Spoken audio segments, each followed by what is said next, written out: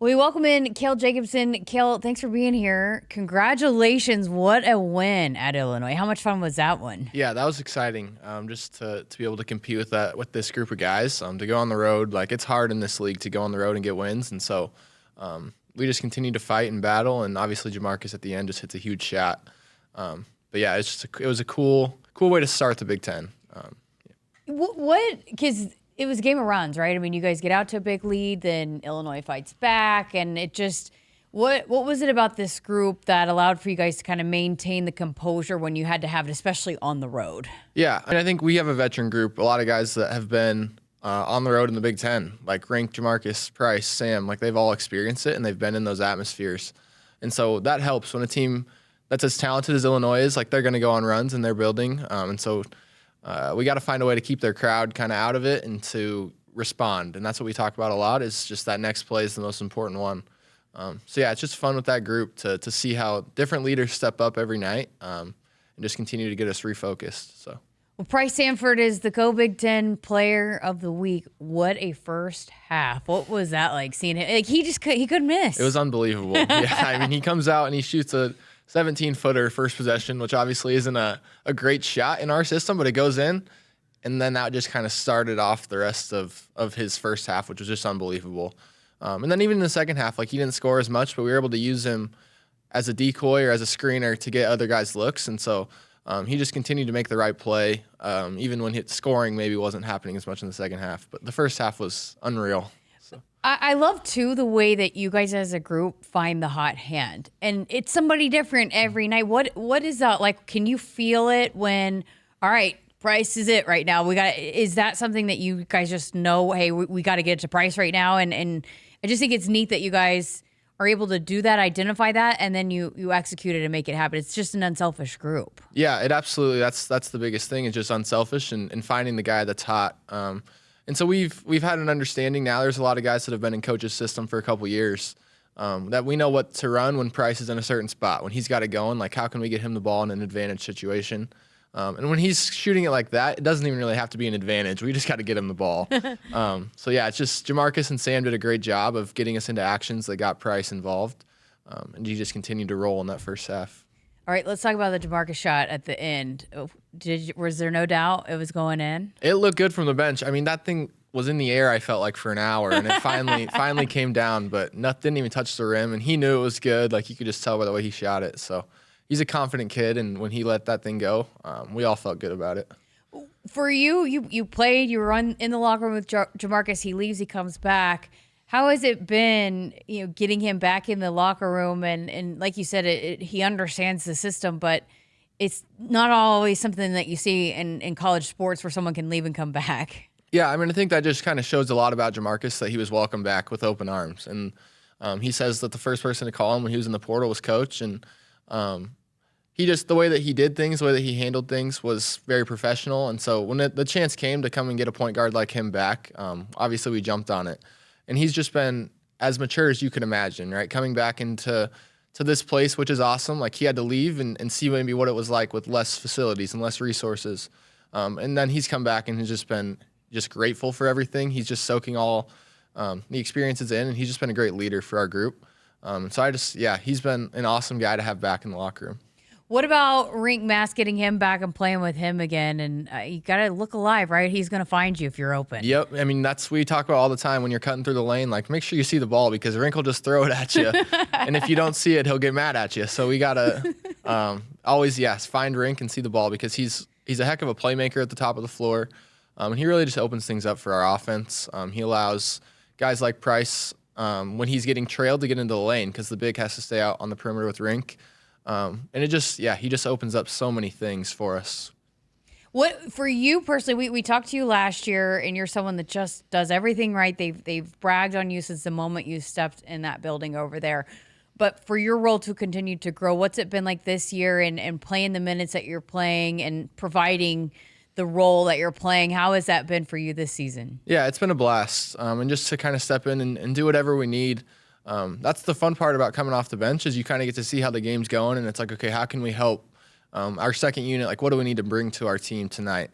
And so whether that's on the defensive end getting deflections, or it's finding the hot hand and continuing to get people the ball, It's just been cool to come in and have an impact with this group, and it's just a super fun team to play with. So There are some people that might come in their role, hey, go knock down a three, or hey, go rebound, go defend, but you do it literally all. What has allowed for you to be that kind of player that you can contribute? It might be a big assist, it might be a big three, might be a big defensive stop. That what is it about you that allows for you to be that kind of total package player that whatever the team needs that you can give? yeah, I mean, a lot of just like that's how I grew up as a coach's kid was what do we need and how can we win? And that's the biggest thing with our team is like we just have a bunch of guys that want to win basketball games. And so when that's the case, like you kind of put everything else aside. You put your stats or maybe what's going on for yourself away, and it's easy to kind of live in the moment with a team that's all about winning. And so that's what it's fun about our group is we just have a bunch of guys that are really want to win in this league. And I think you can see that through the way that we respond, right? Like we're not putting our head down and thinking, poor me. It's all about what's the next play and how can we help us continue to win. Love that. All right, so we're talking some defense. Nate Loenser's on the coaches show, and you were one that he recommended to be a guest when he was talking defense. First of all, when you're first learning Nate's system, what is that process like? Because I know a lot of guys come in and joke, and it's a little bit different, right? So what is it immediately when you are learning it that you have to know this is the most important thing? I think, well, we have our most important guy is the MIG, and we don't give up uncontested layups. That's what we talk about all the time. If you're giving up layups and threes, you're in trouble. And so our goal is to take away the paint. And you're the most important guy. Like, don't mess that spot up because you're going to be the most yelled at guy if you continue to do that. And so I just think it's a different way, and it confuses people the way that we guard. But when we're on point and our rotations are on point, obviously it looks smooth and it confuses and throws people off. So. What is it about the system that it works and it is confusing, I guess? Yeah. I mean, I think just the way that we rotate off the ball, like we talk about it all the time, we're not a one-on-one defense, we're a 5-on-5 defense. And it takes all 5 guys to be connected and to be on the same page. And when we're not, then that's when we get in trouble. And so to have the accountability amongst each other and with Coach Nate, like there's no plays off on the defensive end, and we have to continue to fly around and keep getting deflections. But it takes all 5 guys rather than just one. Seems like communication is huge. Yep. And and even Amy Williams said she walks by the gym and it is loud. The way you guys communicate, that's important too, right? Because you are moving and rotating so much, right? Yeah, there's a lot of rotations, and when you get two to the ball in basketball, like you're playing 3-on-4 on the backside or 4-on-3, and so you have to be able to clean that up. And if you run 2 to the ball again because nobody talks, now you're playing 3-on-1, and now you're really in trouble. So just everybody has to use their voice and has to be disciplined and continue to talk each other through the possession. How about the deflections too? Because that's a big key. I mean, you get a lot of steals, but Coach Hoiberg always harps on the deflections too. What's the key in getting a bunch of deflections and getting your hands in the right places to kind of deflect the passes or whatever it might be? Yeah, I think just to slow the basketball down, right? Like good offenses move the ball quick, and a deflection makes them think. It makes them obviously have to go catch it differently, and it's just harder to shoot a ball off a deflection. So the more deflections we can get, the more it takes teams out of rhythm, and then that allows us to get our defense set and to catch up and to then dictate kind of what the offense does rather than play catch up all the time. So what makes one good at getting deflections? You got to have your hands ready. And Coach Nate, he's always, obviously with the one arm, he's like, you got to have 2 hands up because I can't do it. So he jokes about that all the time. But yeah, we talk about palms and being in a stance. And if your hands are in your pockets on the defensive end, you don't really have a chance to get a deflection because the ball moves too fast. So just having your hands active and ready to go all the time, on and off the ball, like that's how we get deflections. If someone had never met Nate Loenser and was asking you about him, how would you describe him? Oh, geez. He's an energy bunny. He just never runs out of energy. He always says, like, I'm going to give you my best, so you better give me yours. And he holds us to that standard, right? Like, there's not a day in the last 4 years that I've been here that Coach Nate has been tired or groggy at practice that he shows. I'm sure on the inside he feels it, but he's the same every single day. And that's something that you can appreciate as a player, right? You know what you're going to get from him. And you know the standard that he holds us to. And if you're not falling short, he'll let you know. But when you do, right, when we achieve our goal and when it looks good, he's going to be the first one to pat you on the back. So he just is the same. He's consistent, and that helps our group. Like, that's what we need from him.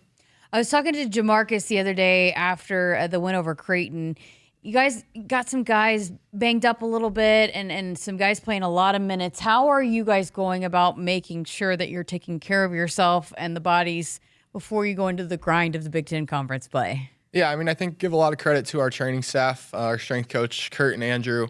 They spend a lot of time just with what to do outside of practice, like when to tub, when to get to the weight room and do some extra just flush stuff with our bodies. Yoga. Yeah, when to do yoga. Yep, we do yoga all the time, it feels like. So they've done a great job of just making sure that we're doing the right things. And I also think when we have an older group, like there's guys that have been through the rigor of the Big Ten, and they know what it's going to be like. And so they know what they need to do and what works best for them. Reink has the longest post-practice routine I've ever seen, and he does it every single day, but it's working for him, right? And he shows up and he feels good the next day. So people just they've been doing it for a while, and they know kind of what it takes at this level. Yeah, for sure. You a big yoga guy? I need to be a big yoga guy. It's good for me. Well, hey, it's finals week. What's this week look like for this team? I mean, you got to take care of your business in the classroom, right? Yep, and I think a lot of guys try to get their stuff done kind of through this Monday through Wednesday. So then when prep for North Dakota comes out on Thursday is kind of when we'll start diving into their stuff for real. We can kind of really lock in on that game because this is our week off, but it's not. We can't take it as an off week. Like we need to be locked in all 5 days or 6 days now and prepare for North Dakota before this Christmas break. So that's what we talked about today was we're not looking ahead to Christmas. Our break starts on Sunday at 10 o'clock. I got to ask you, too, going back to the Wisconsin game about Burke. He was fired up and just had the blood running down his face. That's pretty on par for him, right? Yep. No, it is. That's Burke every day. And so you guys got to see it a little bit more on that Wisconsin game, but he's a character. He's kind of the life of our team and just brings the energy every single day. Yeah, he's such a goofball, and we just love having him around. Oh, how about the crowd inside PBA, especially the last couple? They're a difference maker, right? Absolutely, and I think we love to be in warmups and like it's already you can feel the energy in that place, and so our home court advantage is awesome. Winning in this league is hard, and especially when you have an atmosphere like PBA. So yeah, we ask that fans keep coming and keep bringing energy because we love it, and it fires us up, and it's hard for teams to come play in that. So, great stuff. Appreciate your time. Congrats on the start. Let's keep it rolling. Absolutely. Thank you very much. Again, that was Cale Jacobsen joining us for a Cornhusker Conversation presented by Woodhouse. Woodhouse has been a trusted partner in your everyday since 1975. Shop for your next vehicle with the home team at Woodhouse and the official auto dealer of Nebraska Athletics.